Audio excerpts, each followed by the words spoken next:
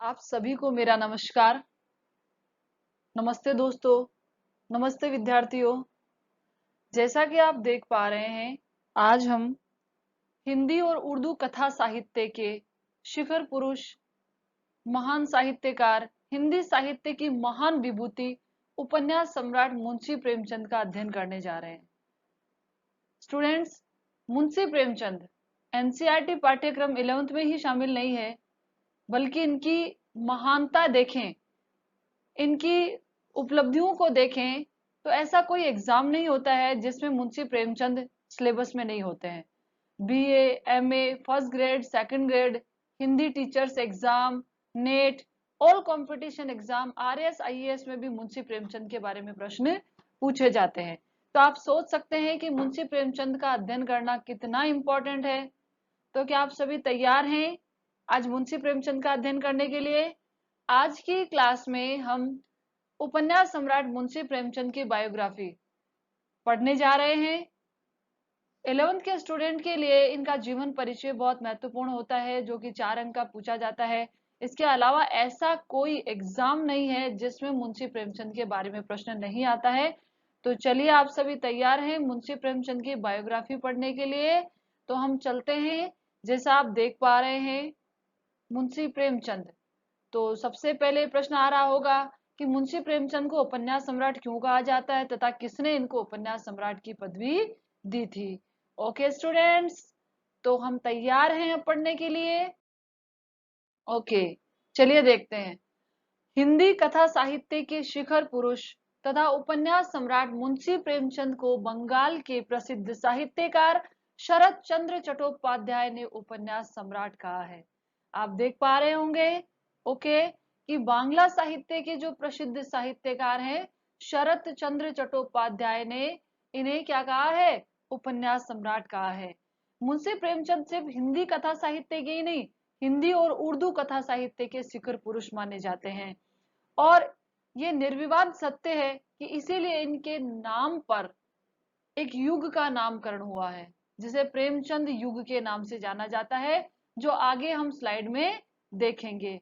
Okay students, तो मुंशी प्रेमचंद को उपन्यास सम्राट क्यों कहा जाता है? क्योंकि मुंशी प्रेमचंद ने तत्कालीन समय में जो उपन्यास लिखे थे वो अप्रतिम है, हिंदी साहित्य में बेजोड़ है। उनकी बराबरी करने वाला कोई उपन्यास शायद ही उपलब्ध होगा, इसलिए उन्हें उपन्यास सम्राट कहा जाता है। ठीक है, तो चलिए देखते हैं हम महान साहित्यकार, कथा साहित्य के शिखर पुरुष, उपन्यास सम्राट मुंशी प्रेमचंद के बारे में। मुंशी प्रेमचंद का जन्म 31 जुलाई 1880 को बनारस के लम्ही नामक कायस्थ परिवार में हुआ था। ठीक है स्टूडेंट्स, कहाँ हुआ था इनका जन्म? बनारस के लम्ही नामक ग्राम कायस्थ परिवार में हुआ था। देखिए, जब इनका जन्म हुआ था तो ये बहुत ही रिच फैमिली में पैदा हुए थे। एक धनाढ्य, धन संपन्न परिवार में इनका जन्म हुआ था। क्योंकि जैसा कि आप देख पा रहे हैं कि उस समय में 1880 के समय में भी इनके पिताजी अजायब राम पोस्ट ऑफिस में क्या थे? क्लर्क थे। कहाँ पर थे? पोस्ट ऑफिस में क्लर्क थे स्टूडेंट।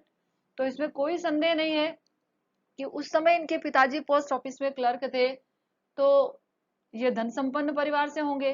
ठीक है, और इनकी माता थी आनंदी देवी। यह अपने पिता की चौथी संतान थे। कौन सी संतान थे स्टूडेंट्स? चौथी संतान थे। इनका मूल नाम धनपत राय था। क्या नाम था? मूल नाम। बचपन से इनका नाम धनपत राय था, मुंशी प्रेमचंद नहीं था। और इनके चाचा ने प्यार से इनका नाम नवाब रखा था। क्या रखा था? नवाब। और इसीलिए उर्दू में नवाब राय के नाम से लिखा करते थे। जब तक मुंशी प्रेमचंद हिंदी साहित्य में इनका आविर्भाव नहीं हुआ था, मतलब जब ये हिंदी में नहीं लिखने लगे थे, उससे पहले इन्होंने बहुत सारी रचनाएं, बहुत सारा कथा साहित्य, उपन्यास उर्दू में लिखा था नवाब राय के नाम से। ओके स्टूडेंट्स, तो आगे देखते हैं। प्रेमचंद 7 वर्ष के हुए थे तभी इनकी माँ का देहांत हो गया था। ठीक है स्टूडेंट्स, तो 7 वर्ष की जब इनकी उम्र थी तो इनकी माँ का देहांत हो गया था। और 15 वर्ष की उम्र तक इनका विवाह हो गया था। कौन सी उम्र तक? 15 वर्ष की उम्र तक इनका विवाह हो गया था। और 16 वर्ष की उम्र यानी 1897 में इनके पिताजी का देहांत हो गया। देखिए स्टूडेंट्स, मुंशी प्रेमचंद अपने पिता की चौथी संतान थे। और जैसा कि आप स्लाइड में देख पा रहे हैं कि 7 वर्ष की उम्र में इनकी माँ का देहांत हो गया था। तो इनकी माँ के देहांत के बाद इनके पिताजी ने दूसरा विवाह कर लिया था। ठीक है, दूसरा विवाह कर लिया था, तो इनकी जो सौतेली माँ थी, इनके और इनके बीच में हमेशा अनबन रहती थी। जैसा कि हम कह सकते हैं कि 420 का आंकड़ा था, ठीक है, इनके बीच में अनबन रहती थी।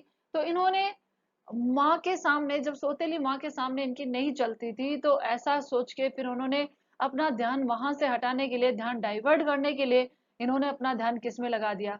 हिंदी कथा साहित्य में लगा दिया। ये साहित्य सृजन की ओर इनके कदम मुड़े, और फिर ये उसकी और पीछे लौट नहीं गए, बल्कि आगे की ओर आगे बढ़ते ही चले गए, और आगे जाकर उपन्यास सम्राट कहलाए। जब तक इनके पिताजी थे तब तक इनकी समस्या कोई भी नहीं थी, बस इनकी सौतेली माँ थी। लेकिन जैसे ही 16 वर्ष की उम्र में 1897 में इनके पिताजी का देहांत हो गया, इनकी आर्थिक स्थिति बहुत खराब हो गई, इनके ऊपर मुसीबतों का पहाड़ टूट पड़ा, और 15 वर्ष की उम्र में विवाह हो गया था। लेकिन ऐसा कहते हैं, लेकिन दोस्तों ऐसा कहते हैं कि इनका जो विवाह हुआ था वह इनसे उम्र में बहुत बड़ी थी, और इनकी पत्नी से इनकी नहीं बनती थी। तो आपको पता चल जाएगा कि कुछ समय बाद में, कुछ समय उपरांत इनका तलाक भी हो गया था, मतलब ये अलग अलग हो गए थे, और फिर उनका दूसरा विवाह भी हो गया था, ठीक है।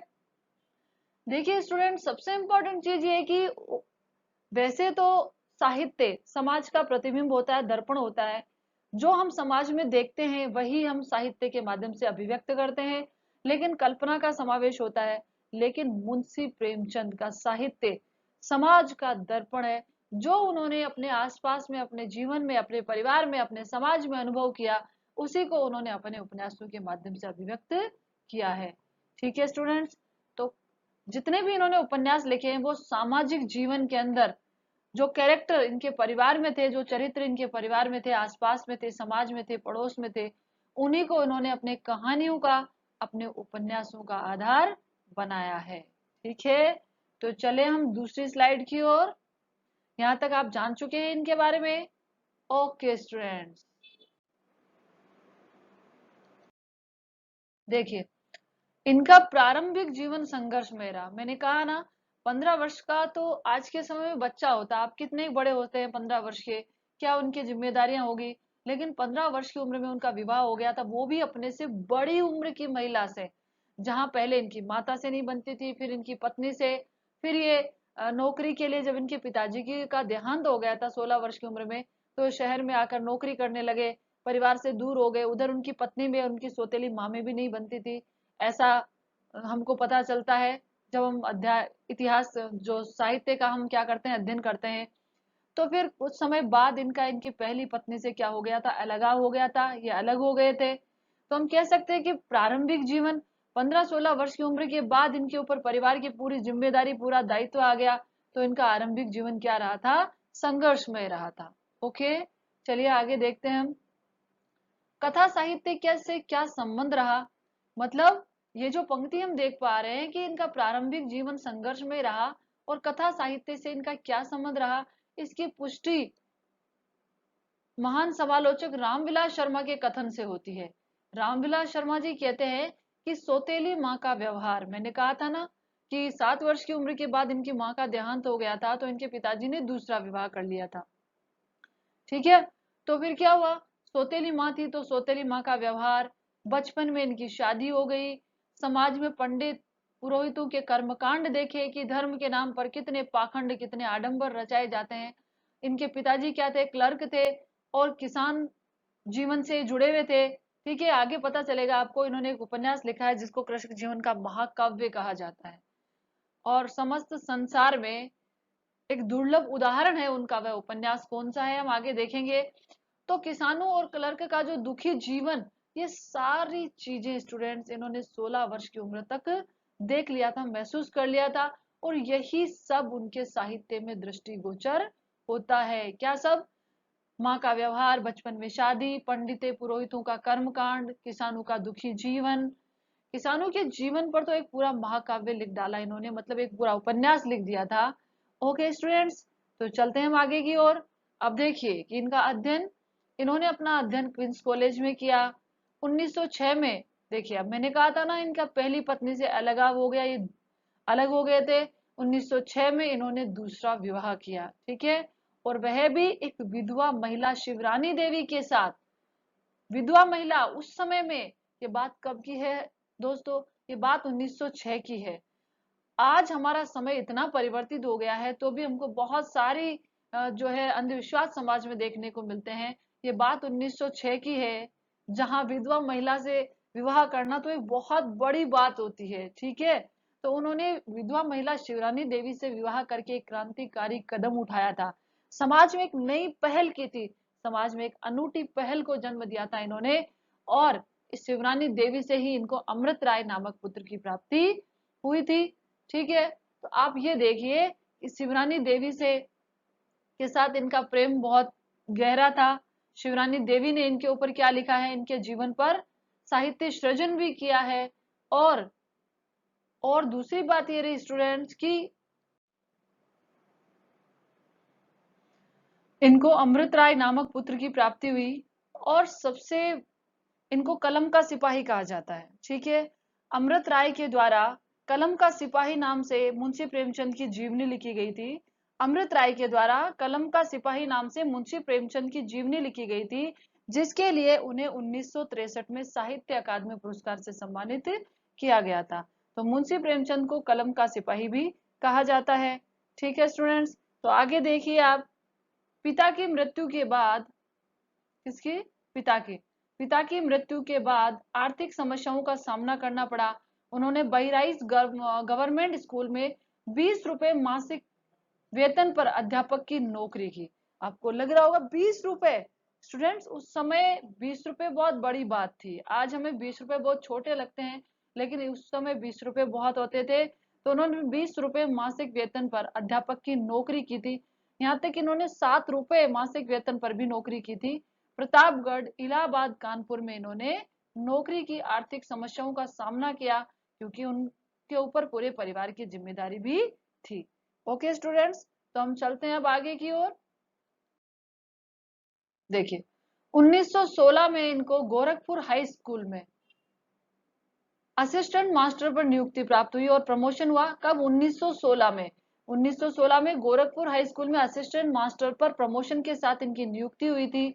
और 1919 में इन्होंने अपनी बाकी शिक्षा को भी पूरा कर लिया था, यानी 1919 में इन्होंने बीए किया था और डिप्टी इंस्पेक्टर पद पर नियुक्त हुए।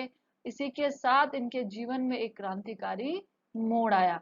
डिप्टी इंस्पेक्टर के पद पर नियुक्त हुए तो सोचो इनकी आर्थिक स्थिति एकदम से बिल्कुल बदल गई थी।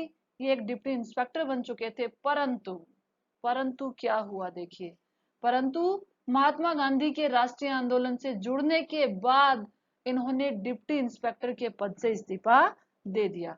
डिप्टी इंस्पेक्टर की उस समय तनख्वाह कितनी होगी आप सोच सकते हैं कि आराम से अमीरी से अपना जीवन व्यतीत कर सकते थे। लेकिन इतने आर्थिक संघर्ष करने के बावजूद देखिए प्रेमचंद को कि महात्मा गांधी के राष्ट्रीय आंदोलन से प्रभावित होकर 1921 में क्या चला था, असहयोग आंदोलन प्रारंभ हो गया था। तो उससे प्रभावित होकर उन्होंने अपने डिप्टी इंस्पेक्टर पद से नियुक्त इस्तीफा दे दिया था और अपने लिए एक इतना बड़ा गहरा खड्डा खोद लिया था कि जिससे वो आजीवन जूझते रहे।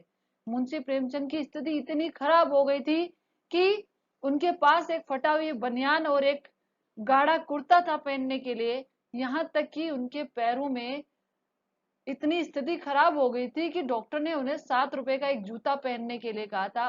7 रुपए उनके पैरों में जूते पहनने के लिए उनके पास नहीं थे। यह सब क्यों हुआ? क्योंकि उन्होंने महात्मा गांधी के एक आह्वान पर असहयोग आंदोलन में भाग लेते हुए डिप्टी इंस्पेक्टर जैसे पद से इस्तीफा दे दिया था। इतने महान साहित्यकार, महान विचारक, महान व्यक्तित्व थे मुंशी प्रेमचंद। बच्चों 18 मार्च 1921 से पूर्ण रूप से वो साहित्य सृजन में समर्पित हो गए और इस डिप्टी इंस्पेक्टर पद से इस्तीफा देकर वो पूर्ण रूप से साहित्य सृजन में लग गए थे। बच्चों 1923 में सरस्वती प्रेस बनारस से प्रारंभ की, जो बाद में बंद हो गई थी। अब इन्होंने सोचा कि वो साहित्य सृजन में समर्पित तो हो गए, तो कई उन्होंने पत्रिकाएं निकाली। अब पत्रिकाएं कब निकालेंगे? जब उनकी प्रेस होगी। तो उन्होंने क्या किया, 1923 में सरस्वती प्रेस प्रारंभ की बनारस से, जो बिल्कुल घाटे का सौदा रहा और उनकी वह प्रेस भी बंद हो गई। यहाँ पर भी वो निराश नहीं हुए और आगे बढ़े किस तरफ, 1934 में आकर उन्होंने फिल्म इंडस्ट्री में मुंबई आए और फिल्म इंडस्ट्री में हाथ आजमाया, फिल्मों की स्क्रिप्ट लिखी, लेकिन यहाँ पर भी वो असफल रहे।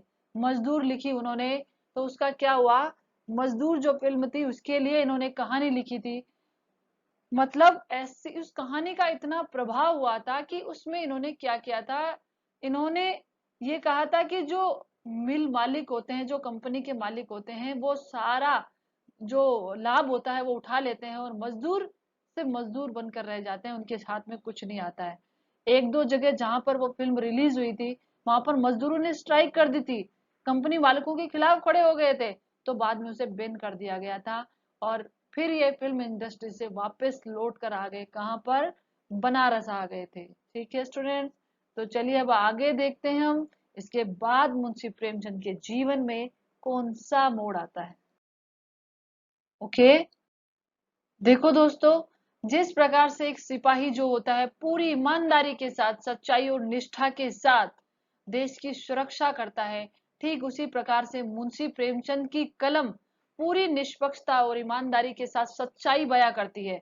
अपनी कहानियों में, उपन्यासों में सच बयां करती है, वास्तविकता को उजागर करती है, जो दिल को छू जाता है, जो दिल को एक अच्छी अनुभूति होती है।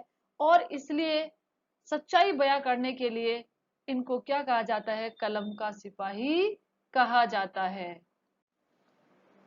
देखिए स्टूडेंट्स, मुंशी प्रेमचंद जैसा मैंने आपको बताया कि वो जागरण नामक समाचार पत्र, कौन सा, जागरण, ठीक है,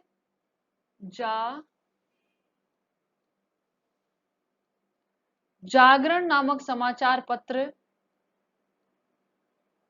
क्या किया था, चलाया था। मुंशी प्रेमचंद जागरण समाचार पत्र तथा हंस मासिक साहित्यिक पत्रिका, हंस जो मासिक साहित्यिक पत्रिका थी उसका इन्होंने क्या किया था, संपादन किया था। और जैसा हम पीछे बता चुके, सरस्वती प्रेस चलाई जो बाद में घाटे में गई। और तो और वे साथ में जमाना, जमाना जो पत्रिका है उसमें उर्दू में नवाब राय के नाम से लिखा करते थे। तो जागरण, हंस और जमाना।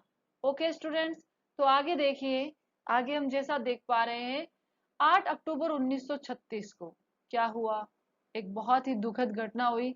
8 अक्टूबर 1936 में महान कथा साहित्यकार, उपन्यासकार प्रेमचंद की मृत्यु के साथ एक युग का क्या हो गया, अंत हो गया। और हिंदी साहित्य में एक अपूर्णीय क्षति हुई जिसकी पूर्ति शायद कोई नहीं कर सकता। आगे देखिए, जैसा हमने कहा कि मुंशी प्रेमचंद का कथा साहित्य में इतना बड़ा योगदान है हिंदी साहित्य में कि एक युग का नामकरण उनके नाम से हुआ, इसमें कोई संदेह नहीं है। प्रेमचंद युग 1918 से 1936 तक का समय प्रेमचंद युग के नाम से जाना जाता है कथा साहित्य और उपन्यास के क्षेत्र में। देखिए, 1918 में एक क्रांतिकारी घटना हुई थी। 1918 में सेवा सदन का प्रकाशन न केवल प्रेमचंद के जीवन की साहित्यिक वरन हिंदी उपन्यास की एक महत्वपूर्ण घटना थी। 1918 में इन्होंने सेवा सदन उपन्यास लिखा जो प्रेमचंद के जीवन की साहित्यिक घटना नहीं थी वरन हिंदी की एक महत्वपूर्ण घटना थी। देखो स्टूडेंट्स, 1918 से पहले भी मुंशी प्रेमचंद बहुत पहले से लिखते आ रहे हैं। और मैंने आपको बताया कि पहले वो नवाब राय के नाम से उर्दू में लिखते थे, ठीक है। लेकिन 1918 के बाद उनके साहित्यिक सृजन में एक अभूतपूर्व मोड़ आया, एक क्रांतिकारी घटना हुई और उनकी प्रसिद्धि हिंदी जगत में वो एक सितारे के समान चमकने लगे और युग का नामकरण हुआ मुंशी प्रेमचंद युग। आगे देखते हैं। देखिए, मैंने कहा कि ये पहले भी लिखते थे। प्रारंभ में प्रेमचंद नवाब राय के नाम से उर्दू में लिखते थे। किसके नाम से लिखते थे, नवाब राय के नाम से उर्दू में लिखते थे। 1908 में सोजे वतन, कौन सा, सोजे वतन कहानी संग्रह प्रकाशित हुआ। लेकिन प्रकाशित तो हुआ, लेकिन अंग्रेज सरकार इससे इतनी घबरा गई कि उन्होंने इसे जब्त कर लिया और मुंशी प्रेमचंद को देशद्रोही करार दिया गया। और लगभग इसकी 500 प्रतियां, उस समय बहुत ज्यादा होती थी बच्चों, 500 प्रतियों को जला दिया गया था। और इसके बाद ये नवाब राय का नाम छोड़कर, क्योंकि अंग्रेज सरकार इनको ढूंढ रही थी, अंग्रेज सरकार इन्हें देशद्रोही करार दिया था, क्योंकि सोजे वतन के अंदर 5 प्रमुख कहानियां प्रकाशित हुई थी जो देशभक्ति की भावना से ओतप्रोत थी, जो राष्ट्र के निवासियों को अंग्रेजों को उखाड़ फेंकने की प्रेरणा दे रही थी। इसलिए अंग्रेज सरकार ने सोजे वतन को जब्त कर लिया था और इसके बाद में नवाब राय नाम छोड़कर हिंदी साहित्य में आविर्भाव हुआ था महान उपन्यास सम्राट मुंशी प्रेमचंद का। ओके स्टूडेंट्स, तो नवाब राय, धनपत राय से नवाब राय, नवाब राय से मुंशी प्रेमचंद का सफर आपने अब तक देख चुके हैं। तो चलते हैं हम आगे की ओर। देखिए, जिसके कारण मुंशी प्रेमचंद को उपन्यास सम्राट कहा जाता है, वो चीज अब हम पढ़ने जा रहे हैं। वो है उनके उपन्यास। और किसने कहा था? बांग्ला साहित्यकार शरत चंद्र चट्टोपाध्याय ने कहा था। देखिए स्टूडेंट्स, ये जो आप जीवन परिचय का प्रश्न लिखेंगे तो उसमें भी आपको लिखना होगा। और हर एक एग्जाम के अंदर, यहाँ तक कि नेट के अंदर 4 उपन्यासों का क्रम देते हैं। पहले देंगे सेवा सदन, वरदान, प्रेमाश्रम, रंगभूमि, बिल्कुल क्रम से है। लेकिन अगले सेकंड ऑप्शन में देंगे प्रेमाश्रम, सेवा सदन, वरदान, रंगभूमि। अगले ऑप्शन में देंगे प्रेमाश्रम, रंगभूमि, कुछ भी कर देंगे और पूछेंगे कि इनका सही क्रम बताइए। आईएएस आरएएस के एग्जाम में भी पूछा जाता है। लोग प्रेमचंद के ऊपर पीएचडी भी करते हैं। ठीक है, हमारी जो सुखाड़िया यूनिवर्सिटी है उसके अंदर भी प्रेमचंद विषय है, राजस्थान यूनिवर्सिटी के अंदर भी है। ठीक है, एक राइटर के ऊपर हमें करनी होती है, एक विशेष विषय हमको लेना होता है। तो ये सब बातें प्रेमचंद के बारे में है। तो कितना इंपॉर्टेंट है प्रेमचंद, आप पूरी क्लास को देखते रहिए। सेवा सदन, जैसा हमने बताया था कि 1918 में सेवा सदन उपन्यास के बाद प्रेमचंद और हिंदी साहित्य के अंदर एक नवीन क्रांतिकारी परिवर्तन हुआ। 1918 में इनका सेवा सदन प्रकाशित हुआ। और स्टूडेंट्स, इन उपन्यास में क्या विशेष बात है जो कभी कभी एग्जाम में पूछते हैं, वो मैं आपको नीचे फिर बताती हूँ। लेकिन सबसे पहले इनके उपन्यासों के नाम देखिए। वरदान 1921 में प्रकाशित हुआ, प्रेमाश्रम 1922 में, रंगभूमि 1925 में, कायाकल्प 1926 में, निर्मला 1927 में, प्रतिज्ञा 1929 में, गबन 1931 में, कर्मभूमि 1933 में और गोदान 1935 में, जो वेरी मोस्ट इंपॉर्टेंट है। ये आप आगे देखेंगे। अब देखिए, इनको याद कैसे करें। क्रम से यदि हमें इन्हें याद करना होता है तो हम डेट तो भूल जाते हैं। तो हमें इस प्रकार से इसको याद कर सकते हैं कि सेवा करके वरदान प्राप्त किया। देखो पहले के समय में क्या होता था, सेवा करेंगे, भगवान को प्रसन्न करेंगे तो क्या मिलेगा?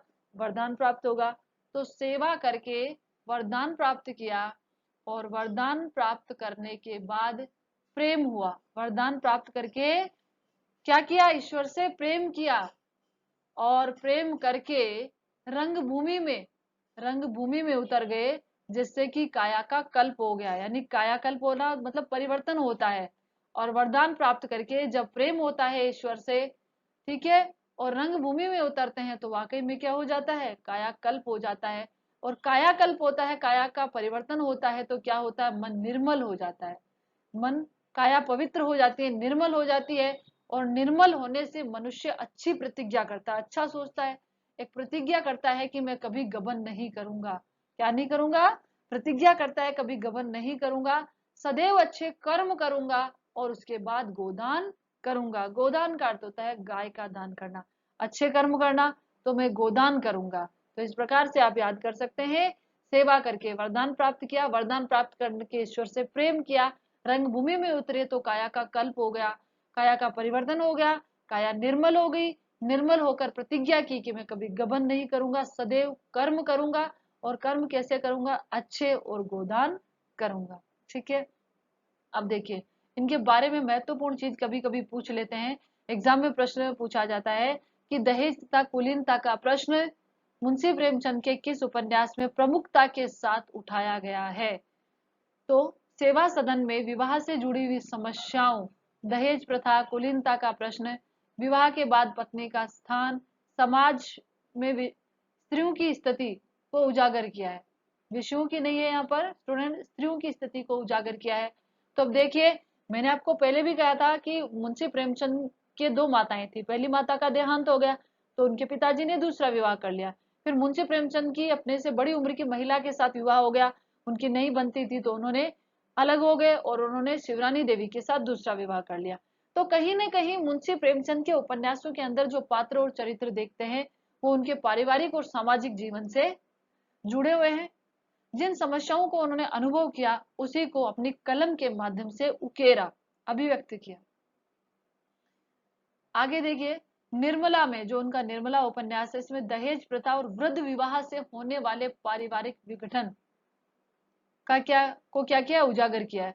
तो इसको भी हम यदि कहीं देखें तो हो सकता है इनके जीवन से जुड़ा हुआ, इनके जो माँ का देहांत हो गया था, फिर इनके पिताजी ने दूसरा विवाह कर लिया था, तो परिवार का क्या हो गया था, विघटन ही तो हो गया था। उनकी जो पहली पत्नी थी वो भी इन्हें छोड़कर चली गई, दोनों अलग हो गए। तो कहीं ना कहीं ये चीज शायद उन्होंने यहाँ पर उजागर की है। अब देखिए वेरी मोस्ट इंपॉर्टेंट जो है, गोदान को ग्रामीण जीवन का और कृषि संस्कृति का महाकाव्य कहा जाता है। क्या कहा जाता है? गोदान को ग्रामीण जीवन और कृषि संस्कृति का महाकाव्य कहा जाता है। ग्रामीण जीवन का इतना सच्चा और व्यापक प्रभावशाली चित्रण हिंदी के किसी अन्य उपन्यास में नहीं हुआ, शायद संसार के साहित्य में भी बेजोड़ है। गोदान गाय का दान कृषक जीवन पर लिखा गया इनका ऐसा उपन्यास है जो बहुत अच्छा है स्टूडेंट। मैंने भी पढ़ा है, क्योंकि जब मैंने पीजी की थी, जब मैं एमए में मेरे हिंदी सब्जेक्ट था, हिंदी लिटरेचर, तो मेरा जो विषय रहा है, जो मैंने एक सब्जेक्ट सेलेक्ट करना होता है, वो मैंने मुंशी प्रेमचंद को, एक राइटर सेलेक्ट करना होता है, मैंने मुंशी प्रेमचंद को सिलेक्ट किया था। मेरे जो फेवरेट राइटर रहे हैं मुंशी प्रेमचंद, तो मैंने उस समय इनका गोदान उपन्यास पढ़ा था। जब आप कॉलेज में जाते हैं ना, तो आपको इनके उपन्यास पढ़ने को मिलते हैं, ठीक है। अभी तो हमारी इनकी छोटी छोटी कहानियां आती है, पाठ आते हैं। ऐसी कोई क्लास नहीं है जिसके अंदर मुंशी प्रेमचंद का पाठ नहीं है। आप अपना 11th क्लास में भी चैप्टर पढ़ोगे ना, तो उनके कई उपन्यासों के बारे में आपके पाठ परिचय में दे रखा है, मुंशी प्रेमचंद के बारे में दे रखा है, ठीक है। तो कृषि संस्कृति का महाकाव्य ग्रामीण किसान के जीवन को बहुत मार्मिकता के साथ, बहुत सच्चाई के साथ उन्होंने यहाँ पर उभारा है। तो चलते हैं हम आगे की ओर स्टूडेंट्स। देखिए, प्रेमचंद ने अपनी मानवतावादी दृष्टि के कारण देश की सांप्रदायिक समस्या को सेवा सदन में विशेष रूप से कायाकल्प में प्रस्तुत किया है। देखिए ये स जुड़ गया है इसमें, आपको इस स को हटा देना है। यहाँ पर क्या है स्टूडेंट्स? कायाकल्प में मतलब कुछ लोग मानते हैं कि महात्मा गांधी के प्रभाव के कारण उन्होंने सांप्रदायिक समस्या को उभारा, नहीं। मुंशी प्रेमचंद ने अपनी मानवतावादी दृष्टिकोण से, ये दयालु स्वभाव के रहे हैं, मानवतावादी इनका दृष्टिकोण रहा है, इनके दिल में सदैव सभी के लिए प्रेम, करुणा, सहानुभूति रही है। तो अपनी मानवतावादी दृष्टिकोण के कारण उन्होंने सेवा सदन और विशेष रूप से कायाकल्प में सांप्रदायिक समस्या को उजागर किया है। प्रतिज्ञा में विधवा विवाह का प्रश्न है। प्रतिज्ञा इनका जो उपन्यास है उसमें विधवा विवाह, इन्होंने किससे विवाह किया था? एक विधवा शिवरानी देवी से विवाह किया था। और मैंने कहा था कि एक क्रांतिकारी कदम उठाया था उस समय, विधवा से विवाह करना समाज के अंदर एक बहुत बड़ी कदम हो सकता है, होता था। समाज में हरिजनों की स्थिति, हरिजन जानते हैं ना, हरिजनों की स्थिति को उन्होंने कर्म भूमि में प्रमुखता के साथ उठाया है। मानसरोवर 8 खंड में, मानसरोवर 8 खंड आपकी पुस्तक में दिया हुआ है, इनमें लगभग देखो लोग, दोस्तों, कुछ लोग कहते हैं कि 200 से ज्यादा कहानियां हैं, कुछ राइटर कहते हैं 300 से ज्यादा कहानियां इनकी प्रकाशित हुई है, लेकिन डॉक्टर नगेंद्र के अनुसार मैं आपको बता रही हूँ कि 200 के लगभग इनकी कहानियां प्रकाशित हुई। आपकी बुक्स में आपको 300 भी मिल सकती है। इनकी कहानियों का संकलन किसमें है? मानसरोवर 8 खंड के अंदर इनकी सभी कहानियां प्रकाशित हुई है। देखो कुछ प्रमुख कहानियां हैं जो एग्जाम में पूछी जाती है क्रमशः, कि इनका क्रम बताइए, तो इनका क्रम कैसे है? बलिदान इनकी कहानी 1918 में, और 1918 में क्या प्रकाशित हुआ था? और सेवा सदन, ठीक है। परीक्षा 1923 में, शतरंज के खिलाड़ी 1925 में। देखिए स्टूडेंट, शतरंज के खिलाड़ी इनकी जो कहानी है उस पर सत्यजीत रे ने एक फिल्म भी बनाई है। मुंशी प्रेमचंद की बहुत सारी कहानियों पर फिल्में बनी हुई है, आप देख सकते हैं नेट पर जाकर, यूट्यूब पर जाकर। शतरंज के खिलाड़ी पर सत्यजीत रे ने एक फिल्म भी बनाई है। पूस की रात, यथार्थ का नग्न चित्रण पूस की रात कहानी में मुंशी प्रेमचंद ने किया है। जब आप अपना पाठ पढ़ेंगे ना, तो उसमें एक शब्द आएगा आदर्शोन्मुख यथार्थवाद। मुंशी प्रेमचंद की कहानियां पहले आदर्श से ओतप्रोत होती थी, ऐसा होना चाहिए, समाज ऐसा हो, मनुष्य ऐसा हो। फिर उसमें आदर्श और यथार्थ का समन्वय 1914 में जो आपके सिलेबस में कहानी है नमक का दरोगा, नमक का दरोगा 1914 में इनकी कहानी प्रकाशित हुई, जो आदर्शोन्मुख यथार्थवाद का चित्रण है, कि पहले यथार्थ का चित्रण करते हैं और उसमें आदर्श का समावेश भी करते हैं कि सच ये है और ऐसा होना चाहिए। लेकिन आगे चलकर धीरे धीरे 1935 के बाद इन्होंने क्या किया? बिल्कुल कड़वा सच, एक यथार्थ को उन्होंने उजागर किया है, जिसको नग्न सच, जो सच कहते हैं। पूस की रात इनकी जो कहानी है वो ऐसे ही यथार्थ पर बनी हुई कहानी है। ठाकुर का कुआं 1932 में, ईदगाह है 1933। ईदगाह आपने पढ़ी है ना कौन सी क्लास में? जल्दी से कमेंट्स करके बताइए। ईदगाह कहानी बहुत ही अच्छी कहानी है जो आप पढ़ चुके हैं, कौन सी क्लास में बताइए जल्दी से। नशा 1934 में, आप कमेंट्स करके बताएंगे। कफन 1936 में। कफन इनकी जो कहानी है शायद हिंदी साहित्य 12th क्लास में मैंने पढ़ी है, अभी है या नहीं हम देख सकते हैं। कफन इनकी कहानी 1936 में प्रकाशित हुई थी। और मैं कहती हूँ ना कि प्रेमचंद का उपन्यास कहानी कहीं ना कहीं ऐसी कोई क्लास नहीं है जिसमें नहीं आती होगी। ओके स्टूडेंट्स, तो इतना हम जान चुके हैं, अब हम चलते हैं आगे की ओर। नमक का दरोगा। नमक का दरोगा कहानी जो अब आपके पाठ्यक्रम में है 1914 में प्रकाशित हुई थी, मुंशी प्रेमचंद की एक बहुचर्चित कहानी है जो अभी अभी मैंने बताया था आदर्शोन्मुख यथार्थवाद का मुकम्मल उदाहरण प्रस्तुत करती है। कौन सी कहानी? नमक का दरोगा 1914 में प्रकाशित हुई थी, 1914 में प्रकाशित हुई थी। ओके स्टूडेंट्स, तो कैसी लगी आपको आज की क्लास? आई होप मैंने बहुत सारे तथ्यों का समावेश किया है जो आपको कम से कम 4-5 पुस्तकें पढ़ने के बाद प्राप्त होते हैं। ठीक है, तो आज हमने मुंशी प्रेमचंद का पूरा जीवन और साहित्यिक परिचय विस्तार के साथ पढ़ा है। और ये मैंने इसलिए किया है कि आप अभी इतना ध्यान से पढ़े कि आगे चलकर किसी भी एग्जाम में प्रश्न आए तो हम कभी गलत नहीं करें। मुंशी प्रेमचंद की बायोग्राफी हमने देखी है कि कितने महान कथा साहित्य और उपन्यासकार थे मुंशी प्रेमचंद, जिनको शरद चंद्र चट्टोपाध्याय ने उपन्यास सम्राट कहा है, जिनके ऊपर अमृत राय ने कलम का सिपाही नामक जीवनी लिखी है, और हिंदी और उर्दू के श्रेष्ठ कथाकार रहे हैं, जिनके योगदान को कभी विस्मृत नहीं किया जा सकता है। ओके स्टूडेंट्स, आज की क्लास में इतना ही पढ़ेंगे हम। और बात कि अभी तक जिन्होंने हमारा चैनल सब्सक्राइब नहीं किया है वो सब्सक्राइब करें, बेल आइकन दबाएं ताकि हर एक सूचना नोटिफिकेशन आप तक प्राप्त हो, और अधिक से अधिक लोगों तक शेयर करें। कल की क्लास में फिर हम मिलते हैं जिसमें हम पढ़ेंगे हमारी इंपॉर्टेंट और बहुत अच्छी सी कहानी नमक का दरोगा। Okay students.